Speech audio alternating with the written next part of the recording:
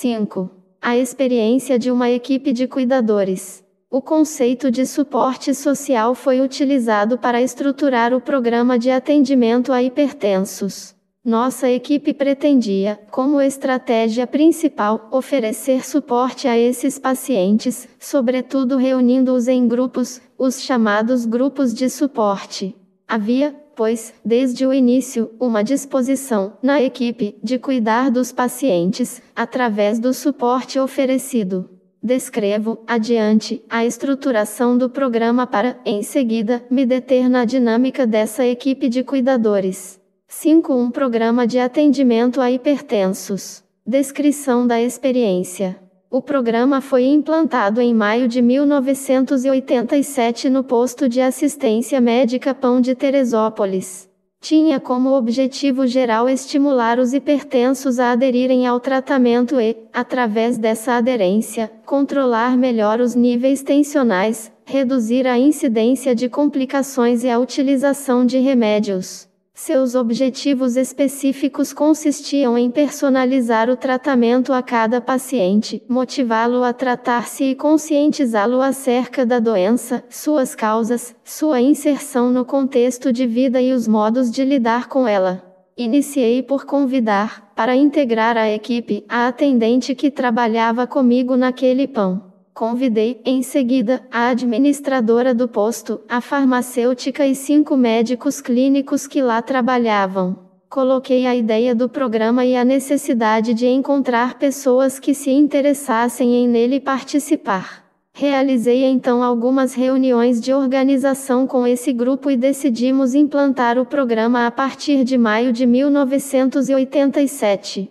Ao grupo inicial foram se juntando outros profissionais e, em dezembro de 1987, a equipe dispunha de 7 médicos, 3 psicólogos, uma enfermeira graduada, uma técnica de enfermagem, uma auxiliar de enfermagem, um nutricionista, uma assistente social, uma farmacêutica e a administradora do posto.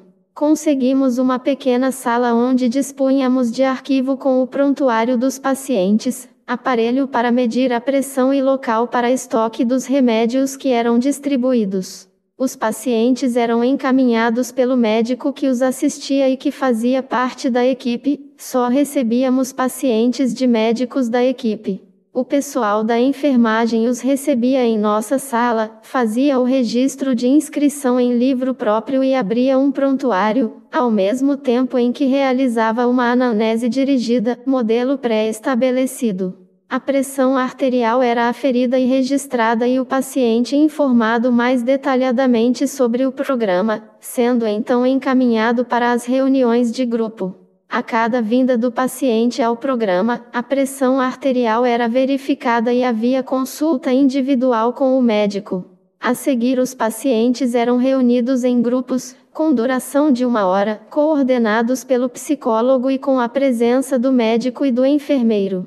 Eventualmente participavam dessas reuniões nutricionista e assistente social. A partir de 1991, incluímos, no sistema de atendimento, pacientes diabéticos, com a entrada na equipe de um endocrinologista. A equipe reunia-se uma vez por mês durante cerca de 1 hora, sendo discutidos aspectos administrativos do programa e os casos dos pacientes. Aos médicos competia encaminhar os pacientes, bem como assisti-los tecnicamente. Solicitava-se que os médicos participassem das reuniões de grupo e, para isso, reuníamos em cada grupo os pacientes de um mesmo médico. Solicitava-se também que agendassem seus pacientes, de modo que eles tivessem acesso garantido e personalizado à consulta, evitando que entrassem em filas ou esperassem muito tempo pelo atendimento. Ao pessoal de enfermagem competia fazer a recepção dos pacientes ao programa, realizar a anamnese inicial, fazer o controle das marcações para as reuniões de grupo, aferir a pressão arterial dos pacientes antes de cada reunião de grupo. Cabia ainda entrar em contato com aqueles que estivessem faltando às consultas e ou reuniões, anotando o motivo da falta e estimulando-os a comparecerem. O pessoal da enfermagem ficava também à disposição dos pacientes diariamente pela manhã para controle da pressão arterial sempre que os mesmos solicitassem ou para eventuais orientações. O nutricionista comparecia às reuniões de grupo, sobretudo quando o tema era dieta, e ficava à disposição dos pacientes, ou dos seus familiares, que necessitassem de orientação sobre a dieta. A assistente social assistia às reuniões de grupo e ficava à disposição dos pacientes para encaminhamentos de natureza social. A farmacêutica fazia a requisição e o controle dos remédios a serem distribuídos aos pacientes. Tal distribuição era efetuada pelo pessoal da enfermagem somente nos dias de reunião de grupo, mediante receita do médico, em quantidade suficiente para 30 dias, que era o prazo entre as reuniões. A administradora do posto era quem autorizava e providenciava as medidas de natureza administrativa necessárias ao bom andamento do programa. Os grupos eram formados com 10 pacientes. Tínhamos, naquele momento, dezembro de 1987, 9 grupos funcionando. O programa fora iniciado com 4 grupos, 40 pacientes. As reuniões eram mensais com duração de 1 hora. A coordenação das reuniões ficava habitualmente a cargo de um dos psicólogos ou, eventualmente, de um dos médicos. Se um paciente era excluído, o que só ocorria depois de várias tentativas sem êxito para que ele retornasse, outra pessoa era admitida, mantendo-se, portanto, o limite de 10 pessoas por grupo. A cada reunião nós propunhamos um tema: dieta, uso de remédios, atividade física, tensão emocional, etc., solicitando aos pacientes que falassem sobre ele, estimulando a discussão. Nossa intervenção fazia-se no sentido de retificar ou esclarecer o que estivesse sendo debatido. Estimulávamos a expressão de sentimentos e buscávamos, junto com os pacientes, identificar os fatores que estivessem interferindo na doença ou no seu controle. Todos os integrantes da equipe eram estimulados a participar das reuniões, ocorrendo suas presenças de acordo com as possibilidades de cada um e com a natureza do tema a ser ventilado. Não havia tempo estabelecido para a permanência de cada paciente no programa, sendo-lhes proposto que frequentassem regularmente as reuniões com o intuito de garantirem a continuidade de seu tratamento. A primeira reunião do grupo nós chamávamos de reunião de apresentação, na qual expunhamos a estrutura e os objetivos do programa, enfatizávamos a importância da presença de cada um e fazíamos uma discussão sobre o que vem a ser pressão alta. Esclarecíamos também, nessa reunião de apresentação, que os pacientes deviam, antes do início da cada reunião, aferir a pressão arterial para saber em que nível se encontrava, de modo que pudessem discutir no grupo as oscilações registradas. Esclarecíamos ainda que a distribuição dos remédios só seria feita nos dias de reunião, para estimulá-los a não faltarem, e que o programa não tinha interesse em efetuar apenas a distribuição de remédios, mas propiciar a eles um adequado controle de sua hipertensão. Relatório elaborado em dezembro de 1987 descrevia o perfil dos pacientes atendidos a partir da anamnese de inscrição. A adesão às reuniões foi de 75%. A curva de pressão arterial estabelecida com aqueles que tiveram pelo menos 3 registros foi estável em 26%, ascendente em 9% e descendente em 64%. Na discussão sobre os possíveis mecanismos responsáveis pela eficácia do programa, o relatório diz textualmente: os mecanismos básicos que parecem estar presentes como responsáveis pela eficácia do programa são a elevação da autoestima do paciente e do seu nível de conscientização acerca da hipertensão. Sentir-se melhor consigo mesmo, sentir-se mais apoiado e ter consciência mais ampla do que consigo acontece, empresta ao indivíduo força para buscar outras alternativas de enfrentamento e adaptação à vida do que aquela propiciada pela doença. É difícil proporcionarmos tudo isso ao paciente no âmbito do atendimento convencional, sobretudo em se tratando de pacientes de instituições, dadas as características desses pacientes e da própria instituição. Mas é também através da instituição que podemos mobilizar recursos capazes de oferecer a possibilidade de um programa integrado. Principalmente se encontrarmos, como tem sido o nosso caso, uma equipe interessada e disposta a assumir tal programa. A motivação da equipe é o primeiro agente terapêutico do programa. Além disso, a equipe precisa funcionar de modo integrado, o que é dado pelas reuniões mensais onde são trocadas informações e decisões a respeito do programa. Outro agente importante é o grupo de pacientes que funciona como suporte social na medida em que estão reunidos em torno de um problema comum, que é a hipertensão arterial, e sustentados por uma equipe que os apoia.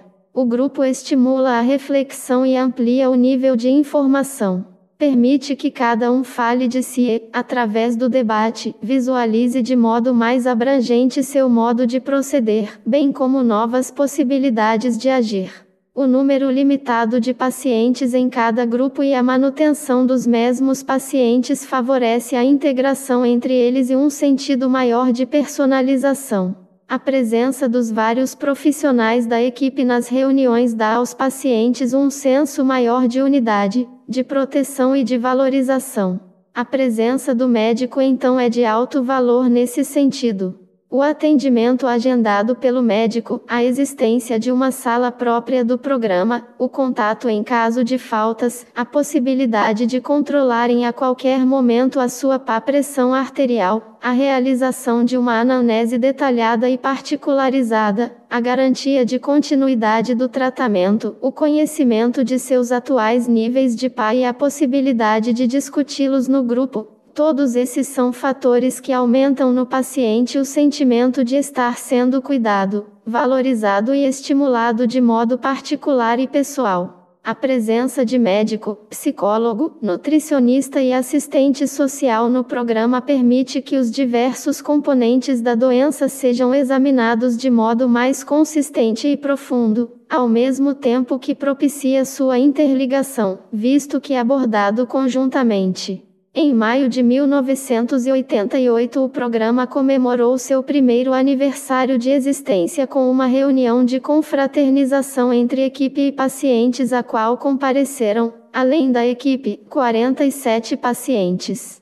Na ocasião fizeram uso da palavra várias pessoas, sensibilizando-nos o pronunciamento da paciente número 1 do programa, que a ele se referiu de maneira muito positiva. Dentre outros aspectos, valorizou o empenho, carinho e entrosamento equipe-pacientes e a continuidade do programa. A frequência às reuniões de equipe era irregular, com pouca presença por parte de alguns médicos, geralmente devido a questões de horário. Quanto às reuniões de grupo com os pacientes, os médicos compareciam com maior regularidade, e 5 deles atendiam seus pacientes, individualmente, após as reuniões. A equipe, naquela altura, era composta pelo coordenador, 8 médicos, 3 psicólogas, 2 enfermeiras e um nutricionista. Todos dedicavam horário parcial ao programa, em média 1 a 2 vezes por semana, pela manhã, à exceção de uma das enfermeiras que ficava todos os dias pela manhã. Em relatório datado de março de 1990, destacava-se a redução do número de atendimentos de urgência e de internações motivadas pela hipertensão. A aderência ao programa fora da ordem de 77%. Mencionou-se estudo desenvolvido no ano anterior, 1989, comparando-se as curvas de pressão dos pacientes atendidos pelo PAN, mas fora do programa, com os do programa, obtendo-se curva de pressão descendente, ascendente ou estável. Programa descendente 63,2%, ascendente 31,11%, estável 5,6%. Fora do programa descendente 42,8%, ascendente 46,9%, estável 10,2%. Mas o ano foi também de dificuldades no andamento do programa. Ocorreu a saída de um médico, a transferência de 3 médicos e do nutricionista para outras unidades, o afastamento de uma psicóloga por licença maternidade e de outra, que era voluntária, por ter assumido outras tarefas. Saiu também uma das enfermeiras, permanecendo a equipe então com o coordenador, uma enfermeira e 4 médicos. Tudo isso aconteceu em função da unificação dos serviços de saúde federal, estadual e municipal, com a criação do Sistema Único de Saúde, SUS. Em julho de 1990 foi aprovado o projeto de descentralização do programa, que funcionaria em mais 2 unidades do SUS, contando, em cada uma dessas unidades, com um médico, uma enfermeira e um psicólogo para 50 pacientes atendidos. Em outubro de 1990 o programa funcionava com 10 grupos e tinha 151 pacientes inscritos. A reunião da equipe continuava sendo mensal, mas, nessa época, não estava acontecendo por falta de tempo dos profissionais. As reuniões mensais de supervisão minha com a enfermeira e com as 2 psicólogas deixaram de acontecer com a saída das psicólogas. A distribuição dos remédios havia sido reduzida drasticamente. Logo em seguida o programa foi desativado, devido à troca do secretário de saúde que passava a assumir o controle do SUS, com a alegação de que precisaria reestruturá-lo. Somente a partir de março de 1992 o programa foi reiniciado, mas em outros termos. Ele passou a funcionar, novamente centralizado, no Centro de Saúde Mental, com o coordenador, uma enfermeira e uma psicóloga. Os médicos encaminhavam os pacientes, mas não participavam das reuniões de grupo, que eram coordenadas pelos psicólogos. Os pacientes eram recebidos pela enfermeira, que fazia a anamnese de admissão e, por ocasião das reuniões de grupo, aferia-lhes a pressão arterial. 6 médicos encaminhavam os pacientes, sendo que 4 deles haviam participado da etapa inicial do programa. Os medicamentos já não eram disponibilizados. Relatório elaborado em agosto de 1992 destacava como fator positivo o afluxo grande de pacientes que haviam participado do programa antes da sua interrupção, sempre com a referência dos benefícios que o atendimento lhes proporcionara. Foi solicitada, nessa ocasião, a cessão de 3 salas para enfermagem, consultas médicas e reuniões de grupos, e a liberação de um médico que ficaria, pela manhã, à disposição do programa. Esse relatório mencionava também a dificuldade de contato com os médicos que encaminhavam os pacientes, mas não participavam das reuniões de grupo e da equipe. Havia, na ocasião, 100 pacientes inscritos. O relatório de dezembro de 1992, todavia, registrou um avanço na organização da equipe e na disponibilização de espaços físicos para o programa. Assim é que as 3 salas solicitadas foram concedidas. Um médico cardiologista foi cedido ao programa. Recebemos a adesão de uma assistente social. 3 médicos foram liberados uma vez por mês para participarem das reuniões de grupo dos seus pacientes e atendê-los, nesse dia, no próprio programa. O setor de enfermagem passou a contar com mais uma enfermeira. Um professor de educação física passou a participar voluntariamente. O nutricionista que já participara do programa foi reintegrado e mais uma psicóloga foi cedida, todos destinando, pelo menos, um dia por semana ao programa. Nesse mesmo ano foram criados 2 grupos de psicoterapia para os pacientes vinculados ao programa. A aderência registrada foi de 65,5%. Ainda nesse relatório foi fixada a meta de ampliar o número de pacientes inscritos no decorrer do ano seguinte para 150. O relatório de dezembro de 1993 destaca os bons resultados do programa, substanciados nas curvas de pressão e na aderência às reuniões de 83,8%. O número de pacientes inscritos foi ampliado para 182. A presença dos médicos nas reuniões de grupo e nas reuniões de equipe foi considerada importante para o êxito do programa. O relacionamento da equipe exercido de modo interdisciplinar foi também enfatizado.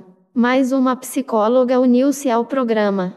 O relatório descreve as caminhadas, realizadas quinzenalmente com a coordenação do professor de educação física, deslocando pacientes e equipe em ônibus cedido por uma empresa da cidade para lugares planos e aprazíveis. A pressão era aferida ao início e final das caminhadas. A média de participação era de 50 pacientes. Nesse ano foi realizada uma série de 7 programas de rádio dando orientações sobre a hipertensão arterial. Foi também criada a Associação de Hipertensos, por iniciativa dos pacientes e apoio da equipe, sobretudo da assistente social. O programa foi estendido a diabéticos com a participação de um endocrinologista.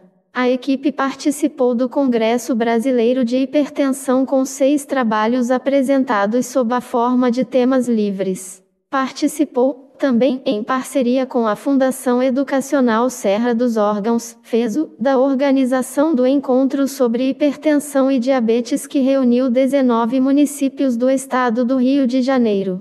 O relatório desse ano, 1993, é encerrado da seguinte forma. Por fim, gostaríamos de destacar a importância do funcionamento da equipe, que tem se mostrado motivada e coesa.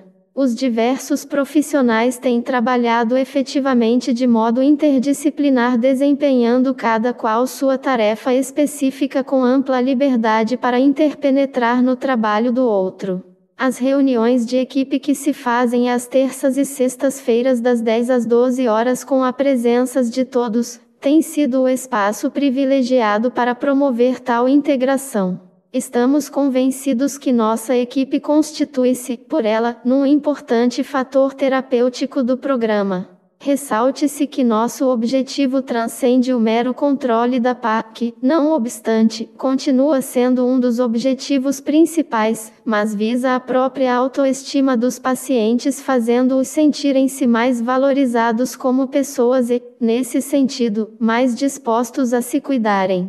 A conscientização dos fatores que interferem na doença torna-os mais sujeitos de si mesmos e, em consequência, mais aptos a se tratarem. Os resultados têm vindo com a sensação de maior bem-estar psicossocial que os pacientes demonstram, com a elevada adesão ao programa e com a sensível redução das intercorrências, atendimentos de urgência ou internações hospitalares. O relatório de dezembro de 1994 descreve em linhas gerais a mesma dinâmica de funcionamento do ano anterior. As caminhadas mantiveram-se com uma frequência de 20 a 50 pacientes. Nova série de 6 programas de rádio foi realizada. Instituiu-se um sistema de avaliação para os pacientes que permaneciam com a PA elevada, através de consultas individuais com o médico, psicólogo e nutricionista.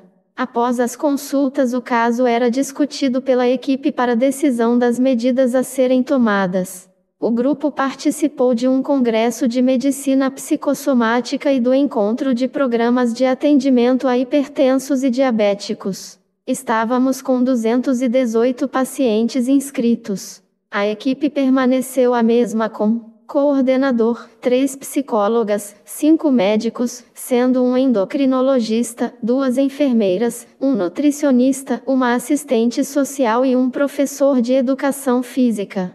O ano de 1995 apresentou a continuação das atividades desenvolvidas pela equipe.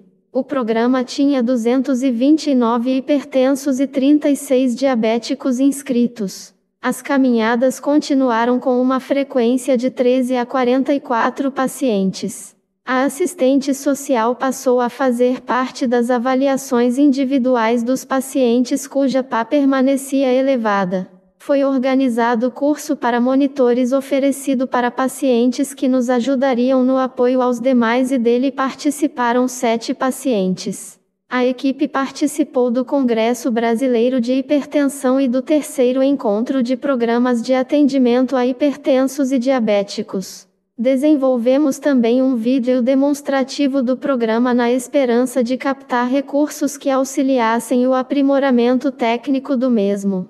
Em maio de 1996 eu me aposentei do SUS, mas o programa continuou até 2003, quando afinal foi descentralizado para as outras unidades do Sistema Ambulatorial de Saúde do município. Em março do mesmo ano, 1996, eu implantei na unidade Beira Linha da FESO o projeto Rede de Atenção à Saúde do Hipertenso, RASH, que tinha como objetivo inserir alunos do curso de medicina no programa de atendimento a hipertensos que funcionava naquela unidade.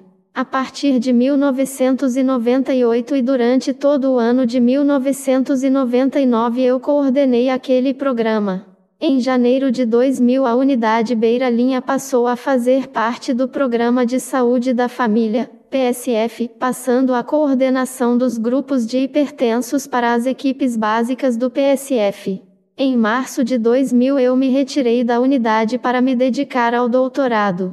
Enfatize-se que todos os relatórios anuais descreviam o perfil dos pacientes, número de inscritos e desligados, índice de aderência ao programa e as reuniões, além da análise das curvas de pressão registradas. Durante todos os anos em que o programa funcionou, desde maio de 1988, foi realizada reunião de confraternização da equipe com os pacientes para comemorarem o aniversário do programa. Nos últimos anos, o grupo deslocava-se para um local aprazível. Havia atividades como projeção de filmes, palestras e um lanche em que todos levavam algo para comer ou beber. Havia sempre um bolo e cantavam-se parabéns. 5.2 A dinâmica da equipe. Os estudiosos do suporte social enfatizam a importância de o receptor perceber o suporte que lhe é disponibilizado. Como minha preocupação é refletir sobre o cuidado oferecido aos profissionais cuidadores, entendi que seria indispensável entrevistar os membros da equipe do programa de atendimento a hipertensos, com o objetivo de registrar e analisar a forma como percebiam, como sentiam a dinâmica dessa equipe. Afinal, são eles o objeto do meu trabalho. Expus-lhes o que pretendia e pedi que falassem sobre aquela experiência. As entrevistas foram gravadas. Eventualmente eu intervinha, procurando esclarecer alguns pontos ou suscitando que abordassem alguns tópicos como as reuniões de equipe, as caminhadas, a forma como chegaram ao programa. Ao todo, 9 profissionais responderam às entrevistas. 3 psicólogos. Aqui chamarei P1, P2 e P3. 2 médicos, M1 e M2. Um nutricionista, N, um enfermeiro, E, um assistente social, AS e um professor de educação física, P. As considerações que se seguem, ilustradas com trechos dos depoimentos colhidos, são a síntese do que depreendi dessas entrevistas. 5.2.1 A proposta de trabalho. É impossível visualizar a dinâmica da equipe fora do contexto da proposta de trabalho. Terminado o mestrado, e propondo-me a criar um programa de atendimento a hipertensos em Teresópolis, eu já tinha uma proposta de trabalho formulada de maneira clara e bem delimitada na minha cabeça. Eu sabia, penso que posso dizer assim, o que fazer, por que fazer e como fazer. E foi essa proposta de trabalho que me serviu como ponto de referência inicial para convidar os demais membros da equipe. Eu sabia que deveria trabalhar com pessoas que tivessem a mesma motivação, o mesmo desejo, que comungassem comigo da mesma ideia. Seria uma espécie de casamento, de união para gerar filhos, os pacientes do programa. Por isso afirmo ser impossível discutir a dinâmica da equipe sem discutir a proposta de trabalho. Destaco que ela continuou servindo, posteriormente, como ponto de apoio na solução de conflitos e dificuldades surgidas no decorrer do trabalho. O fato de ela ser sempre discutida na equipe quanto às suas estratégias pareceu reforçar o espírito de coesão e integração, ao mesmo tempo que propiciava a busca de soluções que garantissem o alcance do objetivo comum estabelecido. P1. Outra coisa que eu acho importante também, a hipertensão, ela tinha bem definidos os métodos, eu acho que isso é importante, quer dizer, a gente tinha um plano de ação. Lá nós tínhamos assim, um modelo de um trabalho que a gente ia aprimorando, mas a gente tinha uma estrutura, eu acho que isso também era fundamental para a equipe. Eu acho assim, tem que ter uma proposta de trabalho. E tem que ter um miolo que a gente volte sempre àquela primeira proposta, como você falou. Estamos nos afastando disso? Era um relacionamento a equipe estava interligada, era um relacionamento em que todos tinham a mesma filosofia, o mesmo pensamento, com um objetivo comum, bem claro e fortalecido, que era o programa de hipertensão. Então todas as nossas discussões, todos os nossos pensamentos estavam ligados exatamente ao programa que seria desenvolvido com o tempo. Também os casos eram discutidos na equipe, sempre pensando no objetivo comum, a discussão ia clareando até que nós chegávamos a um consenso a respeito daquele estudo. Talvez 3 aspectos sejam fundamentais na proposta de trabalho que formulei para estruturar o programa de atendimento a hipertensos com base no conceito de grupos de suporte.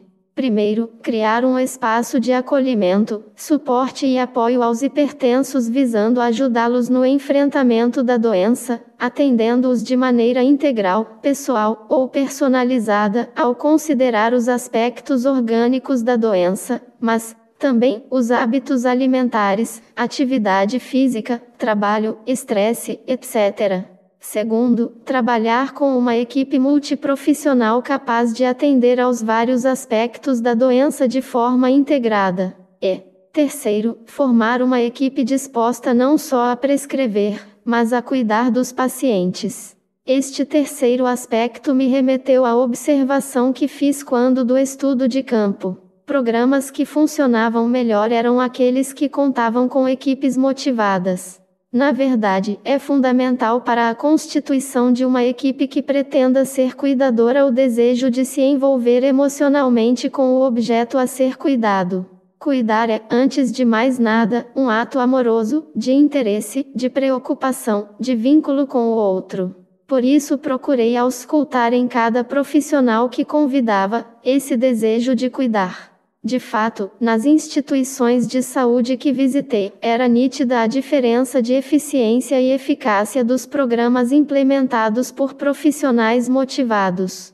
Estava convencido de que só teríamos êxito se encontrasse profissionais efetivamente interessados e com tempo disponível para a tarefa. Por isso, procurei convidar quem trabalhasse no mesmo turno meu e que se interessasse pela proposta. 522 A motivação, o desejo de cuidar. Deveríamos oferecer acolhimento e apoio aos problemas e dificuldades que os pacientes tivessem para aderir ao tratamento. Deveríamos considerar os problemas de várias ordens, físicos, psicológicos e sociais e abordá-los conjuntamente, em equipe. Não seríamos apenas prescrevedores, mas cuidadores também. A preocupação em convidar pessoas motivadas foi marcante, como testemunham alguns desses profissionais. P1, você sempre dizia assim: eu não quero pessoas que estejam nessa equipe que não se identifiquem com o trabalho, eu prefiro ficar sozinho. Isso era uma fala que sempre me chamou muito a atenção. E quando a gente começou a crescer, sempre tem aquele medo. Quem são as pessoas que vão entrar? Porque tinha uma questão que essas pessoas tinham que entrar com o mesmo desejo de contribuir e de estar trabalhando junto. Eu acho que para uma equipe, ela ser suportiva, eu acho que a primeira coisa, a tarefa que a gente está desempenhando, ela tem que ser uma tarefa que motive a todos. P3. Para mim, o trabalho com a equipe foi marcante porque marcou a minha proposta de atuação profissional. Lembro de você quando eu fui conversar a primeira vez, que você disse assim: você queria pessoas participando, mas que fosse pelo desejo de participar, porque você cansa de falar que nenhum vínculo se forma por decreto, coisas que eu passei a repetir. Então é o desejo, o mais importante aqui é Você quer trabalhar? Você tem o desejo de trabalhar? Esse assunto te agrada? Então é aquela coisa assim. Vamos fazer por desejo, por alguma coisa que dê mais sentido ao nosso trabalho e que nos faça uma equipe efetivamente, nos una nesse sentido. Dali a gente começa a se conhecer. O primeiro momento é esse. Quer participar? Mas, participar de alguma forma, porque você se afeta com o serviço, no sentido de ser afetado, é alguma coisa que eu acho que vale a pena fazer. Não é porque eu estou mandando. Se for assim, não vai funcionar. Destaco que a motivação buscada era o desejo de cuidar, que marcava um diferencial com o objetivo de sermos prescrevedores. P3. E aí tinha uma coisa que nos unia, que era o poder de se dar bem com os nossos pacientes. Alguma coisa que eu acho que era objetivo comum. Nosso paciente estava ali, tem muita demanda e a gente tinha, acho que cada um de nós ali, se a gente for pensar, a gente tinha essa ideia que a gente queria cuidar bem do nosso paciente, na medida do nosso possível. Acho que a gente em si, talvez pela própria forma como nós nos reunimos, que foi assim. Vai pelo desejo, então nós tínhamos uma forma carinhosa com as pessoas, principalmente com os nossos pacientes, que eu acho que isso foi potencializado no momento que você ali, na função de coordenador, espelhava isso para a gente e isso nós tínhamos dentro da gente e isso era espelhado e ia sendo duplicado. E mais adiante. P3. Eu estou me lembrando de um caso, era do grupo de diabéticos, não sei se você lembra, mas era um casal, eles eram namorados. Eles, quando foram casar, tiveram toda uma orientação, pediram orientação, porque iam casar e o homem era diabético e ela tinha a ideia de que engravidar, o medo de que o filho fosse diabético, aquela história toda. E o tempo todo a gente foi acompanhando eles. Então, de alguma forma, esses pacientes nos uniam como se nós fôssemos, entre aspas, pais, porque pai e mãe brigam. Olha, você está fazendo isso com o meu filho. Não quero que você faça isso com o meu filho. Aquilo, não sei se espelhava, mas trazia de volta para a gente o compromisso de cuidar deles e na hora que isso voltava a gente tinha que ver o que a gente estava fazendo como equipe. A gente estava fazendo certo? A gente estava orientando? Em síntese, a equipe de profissionais do programa de atendimento a hipertensos reuniu-se a partir de um desejo comum: cuidar bem dos pacientes e em torno de uma proposta de trabalho claramente definida e francamente compartilhada. Tínhamos consciência de que o exercício de cuidar demandava um espaço de encontro entre nós, cuidadores, e os nossos pacientes. Demandava, também, que tivéssemos, nós, um espaço próprio onde nos organizaríamos e buscaríamos força para, afinal, realizar a proposta de trabalho comum que desejávamos. 523 Os espaços de encontro.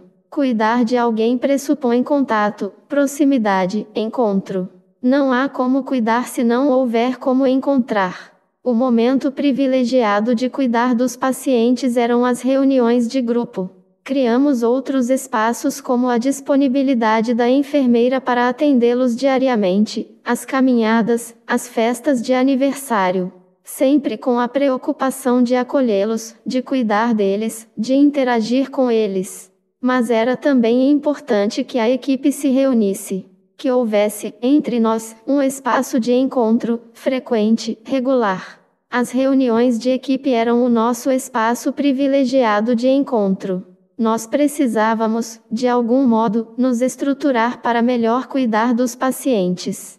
Devíamos assumir a consciência de que éramos cuidadores, e, assim, oferecer aos pacientes uma forma de nos comportar, de agir entre nós que fosse condizente com esse cuidado.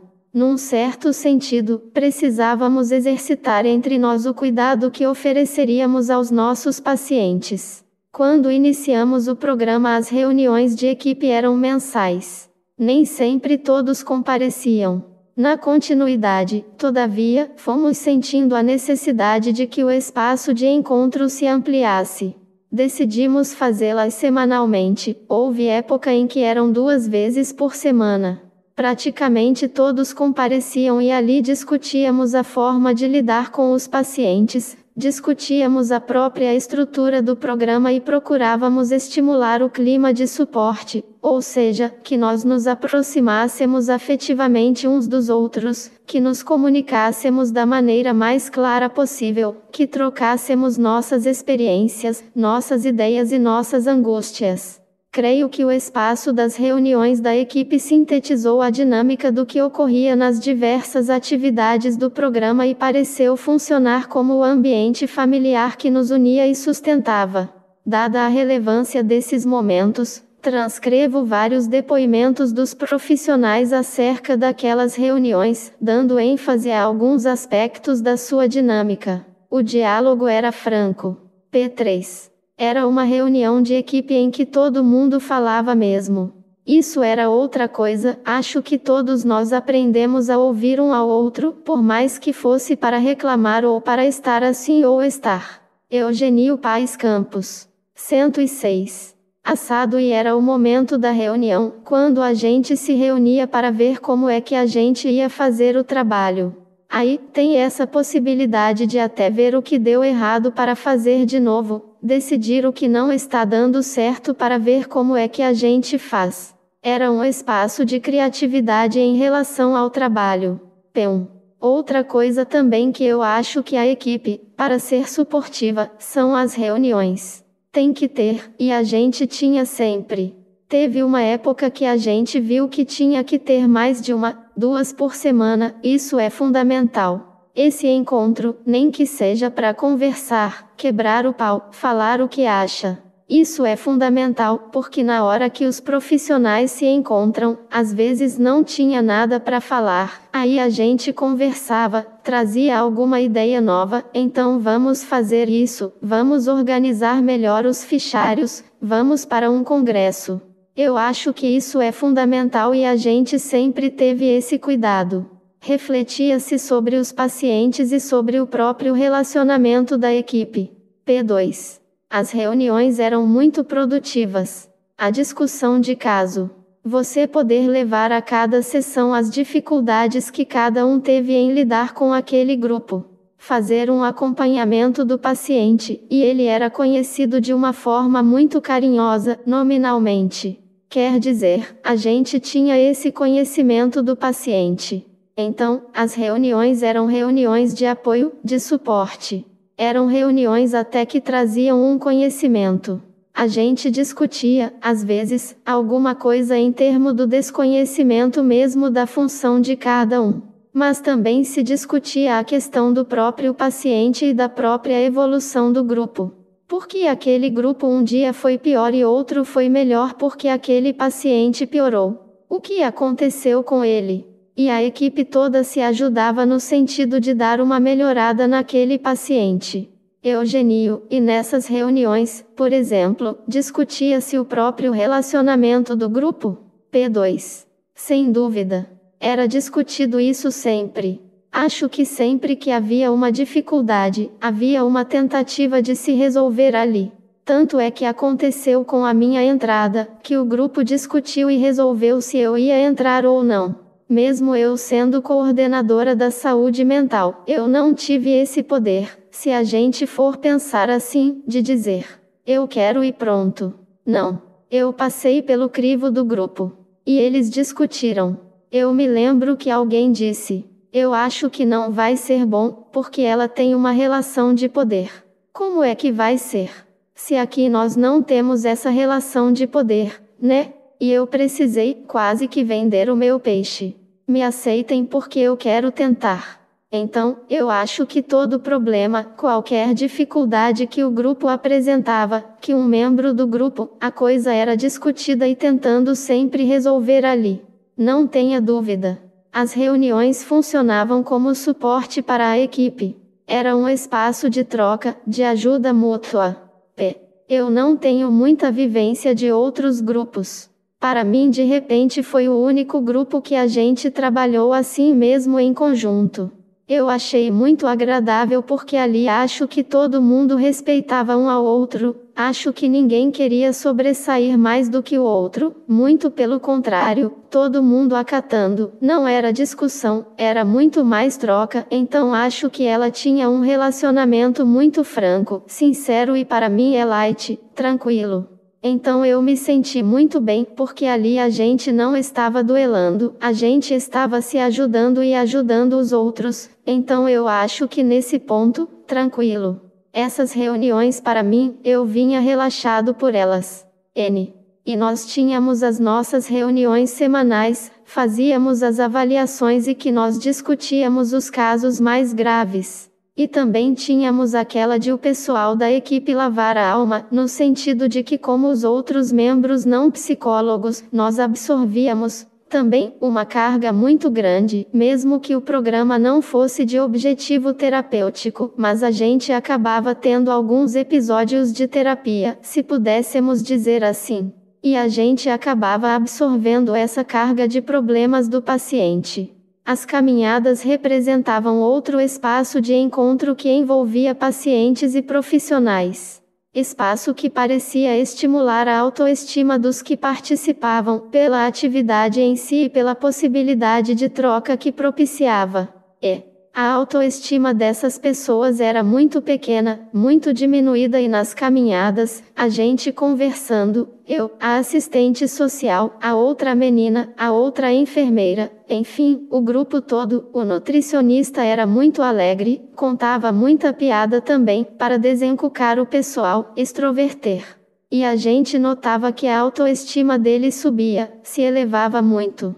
Por quê? Porque eles começavam a se sentir mais gente. Não, epa, eu posso. Eu sou querida e alguém presta atenção em mim. Essa era a experiência que eu pegava. A autoestima se elevava, com isso a pessoa tinha mais vontade de se cuidar em tudo do que a gente dizia aí, da questão dos remédios, da alimentação. Era muito bom isso, a caminhada. Porque estimulava também a equipe a conversar mais, a descobrir mais coisas da questão da parte física, também dos pacientes. Não só a parte emocional, mas a parte física. Foi uma coisa boa, porque a gente acabava, também, querendo se cuidar, também. Aí, a gente ficava olhando.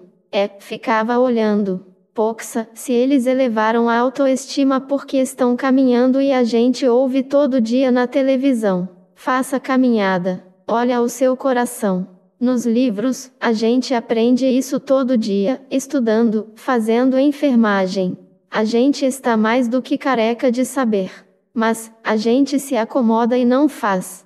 Vou amanhã. E a gente começava a ver aqueles idosos a fazer, aquelas pessoas que tinham até dificuldades, umas mais obesas, de caminhar e a gente começava a se cobrar, também. Era muito interessante isso. M2. Era um fator de integração. A gente tinha pessoas que iam caminhar com a gente de todos os grupos, então já tinha o fator integração entre si, porque os grupos eram 12 pessoas que só elas que se viam e quando nós fazíamos a caminhada todos se interrelacionavam e até trocavam experiência. Se conheciam e tal, e eu acho que era uma coisa importante pela integração da equipe porque nós íamos na maior parte das vezes nós íamos juntos fazer a caminhada, era mais um fator de integração da equipe. Eu acho que era mais um vínculo interpessoal entre os membros da equipe e além de tudo era um fator de motivação e de agregação para os pacientes, para os próprios hipertensos. 524 Os diversos saberes da equipe. Ao convidar profissionais de áreas diferentes eu tinha em mente a importância de cada um e, ao mesmo tempo, a dificuldade de conciliar saberes diferentes no interesse comum que era o de cuidar bem dos pacientes. Por isso procurei fazer com que todos se sentissem igualmente responsáveis e me preocupei em valorizar o que cada um tinha a dizer. Expus-lhes que pretendia organizar um programa de atendimento a hipertensos que contasse com uma equipe de profissionais diversos para fazer face à multifatoriedade da doença e onde todos teriam uma tarefa específica, de acordo com sua competência profissional. Nesse sentido, deveríamos conviver com os saberes diferentes de cada um e integrá-los de modo que o paciente se beneficiasse deles como um todo. P1. E isso também é uma coisa que eu tenho que falar para você, que você também sempre foi muito democrático no saber. Eu acho que você também passava isso, que eu me lembro, eu tinha uma formação até mais em Gestalt terapia e muitas vezes o que a gente trocava da nossa visão do paciente ou trazendo algumas contribuições da maneira de ver, e você também, quer dizer, era sempre um enriquecimento, nunca teve. Acho que a gente nunca teve isso, você nunca se preocupou de qual é a linha teórica de cada um. Você se preocupava assim. Você gosta? Você quer? Não tinha nem muita experiência, ou até eu já tinha, mas era muito assim. Qual é a tua motivação de estar aqui? E tinha respeito.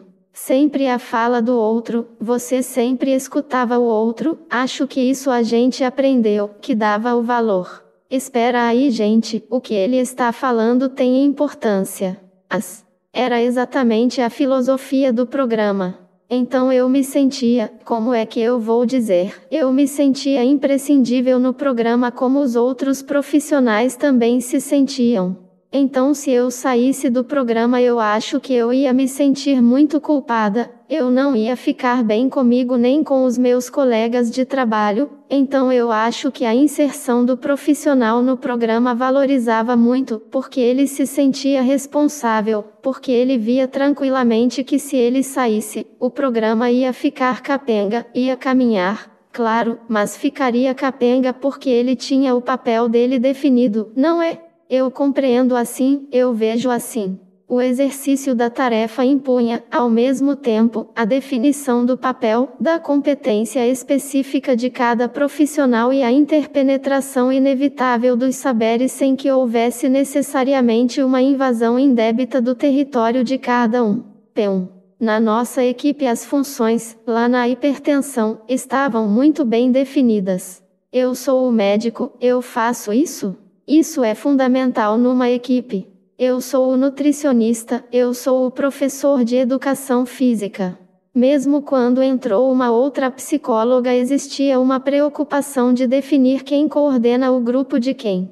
Você trabalha com esse médico, eu trabalho com o outro, porque senão vai ficar complicado. Na nossa equipe, cada um tinha a sua verdade e também existia um respeito muito grande pela fala do outro, mas eu acho que o fato de nós estarmos em especialidades diferentes e muito bem delimitado qual é a tarefa de cada um, além do respeito, fazia com que nós não nos invadíssemos e nos apoiássemos, entendeu? A convivência de saberes diversos, provavelmente estimulada pelo clima acolhedor que circulava na equipe, favorecia a interpenetração desses saberes sem ameaça à competência específica de cada um. P2. É uma coisa que eu achava muito interessante com a equipe e que eu fui entender bem o que era a equipe transdisciplinar. Quando eu consegui entender que nós sabíamos tanto da função um do outro, tanto do trabalho um do outro, que no final, eu me lembro de uma vez ter entrado na sala, principalmente nesse finzinho, que o V muitas vezes ficava ali no meu lugar e peguei o V, falando, os pacientes estavam falando de questões emocionais. E quem estava coordenando ali era o V, e muitas vezes eu fiquei falando de nutrição. Muitas vezes. Me lembro de tanto ouvir ele falar que muitas vezes eu comecei, então, eu entendi que era isso. A equipe foi ficando tão inter que passou de ser inter. Eu não vou dar uma receita do médico e nem vou dar uma receita de dieta, nunca. Mas, por um outro lado, eu sabia qual era o efeito do propanolol, qual era o efeito do, eu sabia qual era o efeito. Então, quando a paciente dizia pra gente, olha, tô tomando isso e começou a me dar asma, a gente já sabia que o remédio podia estar fazendo isso.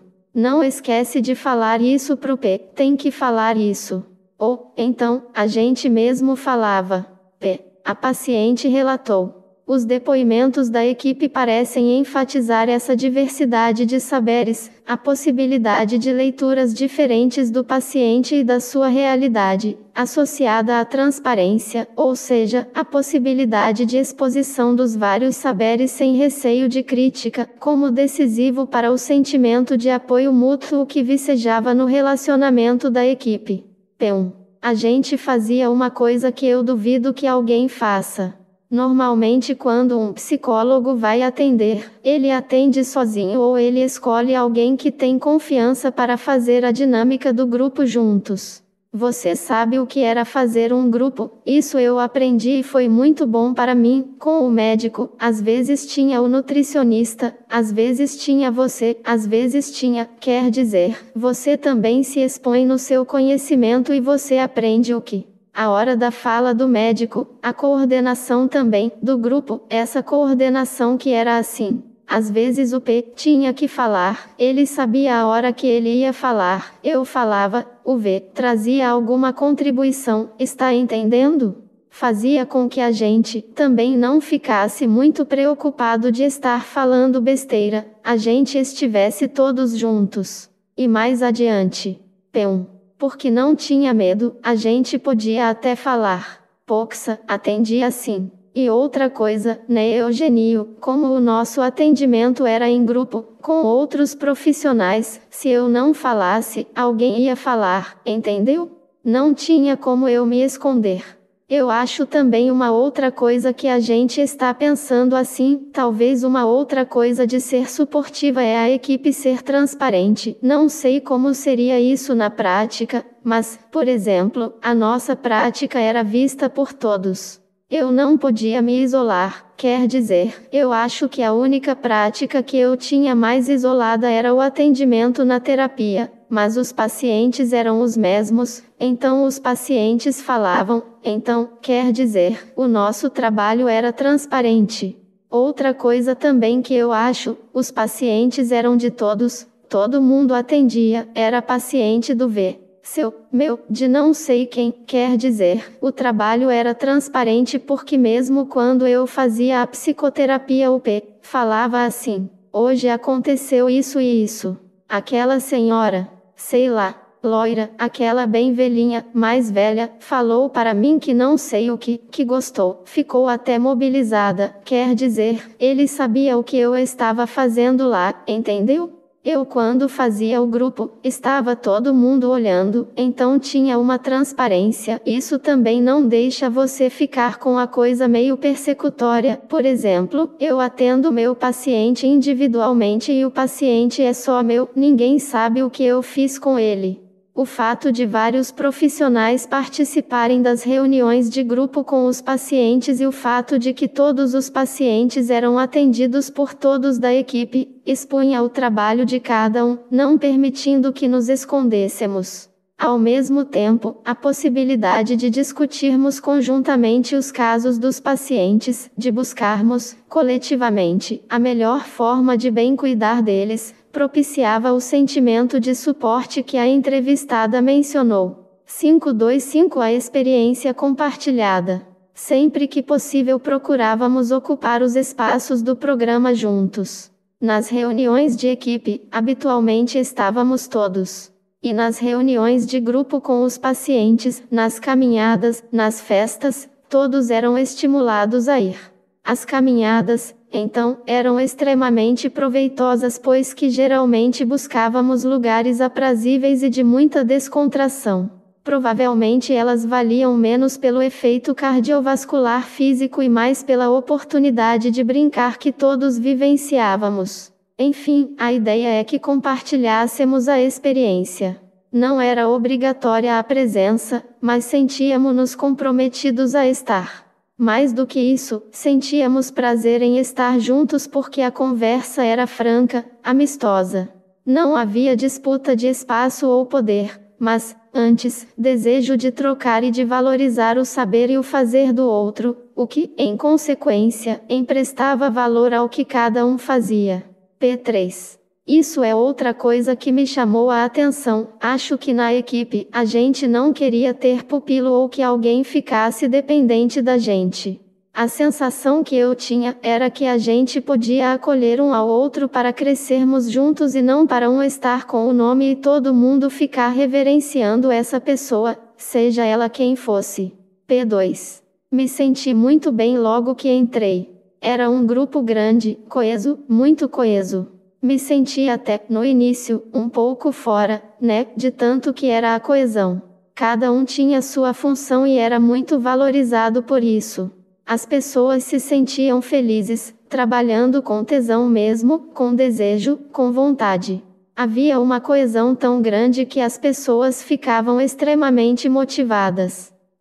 Eu acho que foi tudo bem amarrado, desde os aniversários, das festas finais, que uma vez a gente fez no sítio Assunção com todo mundo. Acho que tudo leva, acho que até um modo diferente de tratar no caso a doença entre aspas. Porque ali eu achei muito bom porque aproximavam muito a gente deles, eles às vezes nem viam a gente simplesmente como profissional, viam como a parte realmente de um grupo, que era um grupo inteiro tanto de pacientes como dos profissionais, não se dividia em dois grupos, um grupo de pacientes, um grupo de profissionais.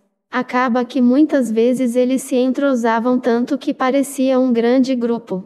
A proposta, pois, de ajudar e a disposição de compartilhar pareceram emprestar à equipe o prazer de estar junta. Esse trabalho era um trabalho muito bonito que até hoje repercute. Quando eu encontro com os pacientes na rua, pacientes até que alguns já não fazem mais parte, eles sentem muita saudade, porque eles se sentiam muito apoiados, muito amparados. E o tratamento surtia efeito, porque eles se sentiam incentivados a se tratar, a se cuidar e quanto a mim, eu acho que foi uma fase maravilhosa porque foi uma troca. Ao mesmo tempo que a gente ajudava esses pacientes, eu também acho que cresci muito. Acho não, tenho certeza. Cresci muito com a experiência deles. Enfim, foi uma troca muito boa e a responsabilidade que a gente tinha com aquele programa pelo menos particularmente, tinha um amor muito grande, tenho uma saudade muito grande porque era um trabalho realmente gratificante e que contribuiu muito para essas pessoas hipertensas a se conscientizarem da doença deles, que enfim é uma doença crônica, vamos dizer assim, que não tem cura, mas que pode ser controlada, né? E quanto à equipe, fluía uma coisa muito boa, de amizade, porque as pessoas trocavam ideias, a gente, pelo menos enfermeira, trocava ideia com o nutricionista.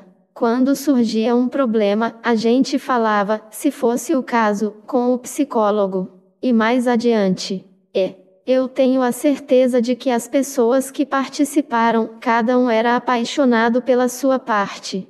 Só dá certo se as pessoas gostarem, porque se cada um se apaixonar pela sua parte, a enfermeira pela parte dela, o médico, a psicóloga, enfim, cada uma na sua área, vai acabar todo mundo sincronizando.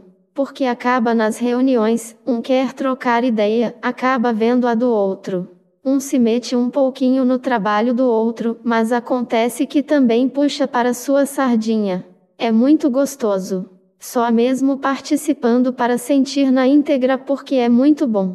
É um trabalho que eu tenho muita saudade. P1. Eu acho que o que rolou também na equipe era o nível de amizade. A equipe tinha um bom humor, tinha uma coisa de brincar muito um com o outro. Eu acho que tinha um prazer de estar com o outro.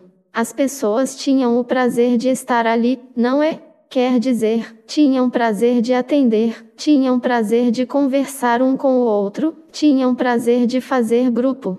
Eu acho, assim, que profissionalmente para mim foi uma aprendizagem, sabe? Em termos de trabalho em equipe. Eu acho que eu aprendi a trabalhar em equipe lá, porque eu também aprendi. Aprendi a ouvir o outro, a respeitar o outro. Aprendi a trabalhar com objetivos. E tinha o prazer de estar junto, de trabalhar junto. É pro programa crescer? Então a gente faz. 526 A necessidade de cuidar ser cuidado. O ato de cuidar, de se envolver emocionalmente, por si só, faz-nos frágeis na medida em que nos identificamos com nossos pacientes. E cuidar de pessoas doentes é, em princípio, estressante. Particularmente ali, no programa de hipertensos, lidávamos muitas vezes com a miséria, com a pobreza, com a promiscuidade, enfim, com a falta de condições mínimas e dignas de existência, de vida, e isso é muito estressante. É estressante ver uma pessoa sofrendo fisicamente, psiquicamente, socialmente e nós entrarmos em contato direto com ela. Quer dizer, o profissional de saúde, por definição, é um indivíduo estressado, porque lida com pessoas que estão estressadas, que estão vulneráveis, que estão sofrendo, e acabamos sofrendo junto com elas, a não ser que fôssemos absolutamente insensíveis, e era justamente aquilo que estávamos nos propondo a não ser. Queríamos acolhê-los, preocuparmos-nos com eles, e isso trazia estresse, trazia vulnerabilidade. Ou seja, nós também precisávamos ser cuidados. M2. Tanto a equipe de psicólogos como a equipe de enfermagem tinham uma carga muito grande, porque ao abrir o espaço para os pacientes serem ouvidos, para serem a audição dos problemas deles, eles tinham uma carga bastante grande em cima. Principalmente da equipe de enfermagem e da equipe de psicólogos, e isso demandava um estresse e uma carga, às vezes excessiva, e daí vem o teu termo, quem cuida do cuidador? Então a equipe de enfermagem os ouvia fora dos grupos, era extremamente comum os pacientes irem lá com a desculpa de verificar a pressão, e passarem para as duas enfermeiras todos os problemas que eles estavam vivendo. Então, entre uma reunião mensal e outra, eles descarregavam o problema na equipe de enfermagem, assim como descarregavam, também no próprio grupo, para a equipe de psicólogos. Porque a experiência mostrou que os pacientes eram economicamente e socialmente muito problemáticos, extremamente carentes, com problemas socioeconômicos intensos, e ao passar isso para a equipe, quase que obrigava essas pessoas, o médico nem tanto, mas principalmente o enfermeiro e o psicólogo, como eu já disse, a terem um trabalho de elaboração, de supervisão, de suporte também, senão realmente ficaria alguma coisa por fazer, quer dizer, o trabalho poderia desandar. Nem sempre era possível a supervisão, então, essa supervisão entre aspas, esse espaço que podia ser botado para fora pela enfermagem e pelo psicólogo, de alguma maneira era discutido, compartilhado na nossa reunião de equipe também. Eu acho que a troca de ideias a respeito dessas dificuldades era mais um momento em que a gente podia conversar a respeito. Porque se não houvesse a reunião de equipe, a enfermagem ia ficar com tudo, com toda aquela carga em cima dela sem poder repassar para ninguém. É interessante salientar que a ênfase na sobrecarga dos enfermeiros e psicólogos foi dada por um dos médicos da equipe, talvez porque, num primeiro momento, mesmo imbuído do espírito de cuidador, o médico busca se sustentar nos atos objetivos de diagnóstico e tratamento e passa a impressão de invulnerabilidade. Mas se a equipe funciona de modo coeso, os papéis vão sendo intercambiados e a integração passa a ser ressaltada, horizontalizando-se a noção de cuidar ser cuidado. É do mesmo médico o trecho seguinte. M2. A reunião era o espaço que nós tínhamos para discutir os casos que estavam sendo problemáticos. Então, esse espaço era o momento em que, em primeiro lugar, nós podíamos conversar sobre dificuldades que alguns pacientes estavam tendo em controlar a pressão. E, em segundo, eu acho que do ponto de vista da integração da equipe, a gente poder conversar sobre as coisas boas, sobre as coisas ruins, sobre as dificuldades e sempre manter o espírito de integração e de relacionamento interdisciplinar. Eu sempre valorizei muito, eu acho que era muito importante e eu acho que se a gente não tivesse tido naquela ocasião 7 ou 8 profissionais das mais variadas especialidades, se nós não tivéssemos tido esse espaço, eu acho que a gente, talvez, tivesse entrado em certos conflitos até mesmo para ocupar seu espaço. A reunião servia para delimitar, para equalizar e para integrar a equipe, enquanto equipe. E mais adiante. M2. Eu acho que o próprio espaço, a própria reunião, a reunião da equipe enquanto reunião só nossa, eu acho que ela por si só já gerava um fator de integração. Eu não vejo como a equipe possa trabalhar se não tiver um espaço para conversar sempre. Eu acho que vai deixar de ser uma equipe. Eu acho que por si só já é bastante claro. Entendemos, num primeiro momento, que tínhamos algo a oferecer e os pacientes muito a receber. No decorrer da experiência fomos percebendo que, na verdade, havia uma troca. Sem dúvida tínhamos o que oferecer, mas os pacientes, embora tivessem o que receber, também tinham o que oferecer. E mais, nós também tínhamos muito a receber. Oferecer ajuda põe-nos diante da necessidade de, também, receber ajuda. A tarefa não é mais unilateral. Passa a ser recíproca, compartilhada. Exige parceria. Exige troca. A proposta de trabalho vai deixando de ser verticalizada e assume caráter de transversalidade ou horizontalidade. Descobrimos que os pacientes nos ajudam. Descobrimos que os companheiros de equipe nos ajudam. Descobrimos que naquele grupo, naquela coletividade, formada de pessoas com papéis definidos, estas são capazes de intercambiá-los, de se interpenetrarem e trocarem, sem que perca, cada um, sua própria identidade, mas até fortalecidos pelo calor do acolhimento grupal. P1. Eu acho que os nossos pacientes lá, alguns núcleos, não todos, conseguiram às vezes, entrar num estágio em que eles olhavam para a equipe, em que eles davam algum retorno para a equipe, por exemplo, se o médico estava nervoso, ou o que estava acontecendo na coordenação. Numa coisa muito produtiva, sobre o que eles estavam percebendo na dinâmica da gente. A doutora hoje falou aquilo, não sei o que. Eu acho que naquele caso não eram todos não, a maioria ainda estava muito numa coisa de ser mais acolhida pela gente, mas tinha alguns que davam retorno do que eles estavam vendo no nosso funcionamento. M2. Como é que os pacientes influíam no nosso relacionamento? Eu acho que de alguma maneira, eu vejo a coisa da seguinte maneira. O primeiro fato talvez seja o de que os pacientes que manifestavam para a equipe uma enorme satisfação, um enorme prazer, um prazer imenso em desfrutar, em fazer parte do grupo, e essa satisfação por si só era um fator de motivação e de agregação para nós, vamos dizer assim, massageava o nosso ego. E isso sempre foi um fator de motivação para que a equipe continuasse trabalhando, se aperfeiçoando, se mantendo para proporcionar a eles o melhor tratamento possível. Eu acho que isso é um fator. O outro talvez seja o oposto. Tinha pacientes que, ao invés de manifestar regozijo por fazer parte e dizer que estão muito bem, e serem agradecidos de serem tratados desse modo diferencial, estavam sempre cobrando, até por características deles mesmos, e isso também era um motivo, era um fator que nos obrigava nas reuniões de equipe a estar sempre nos questionando. Era estimulante, sempre se reciclar, se readaptar a essas demandas e isso fazia com que a gente também se unisse enquanto equipe, discutisse os problemas enquanto equipe e eu acho que isso facilitava a integração e a motivação de se manter unidos.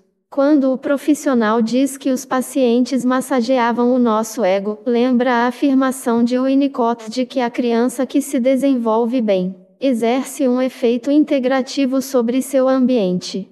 O mesmo profissional, ao comentar as cobranças de outros pacientes, revela a preocupação que tinha a equipe em cuidar bem deles e como tal preocupação unia a equipe.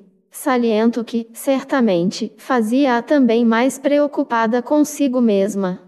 Começamos a sentir o espaço das reuniões como espaço de acolhimento, o espaço do programa como espaço de acolhimento. Começamos a sentir que a nossa equipe, e às vezes até os pacientes, como eu já disse, funcionava de forma acolhedora para nós também. Então, se estávamos angustiados com um paciente que não estava dando certo, com um problema enfim que estava havendo, corríamos para a equipe. Às vezes até por questões pessoais, mas sobretudo questões profissionais, corríamos para a equipe porque sabíamos que encontrávamos na equipe esse apoio, esse acolhimento. Porque estávamos todos preocupados em cuidar dos nossos pacientes, não havia nenhum óbice aqui, também cuidássemos de nós. Começamos a sentir essa confiança, essa proximidade entre nós à medida que os problemas iam sendo acolhidos por nós mesmos. P1.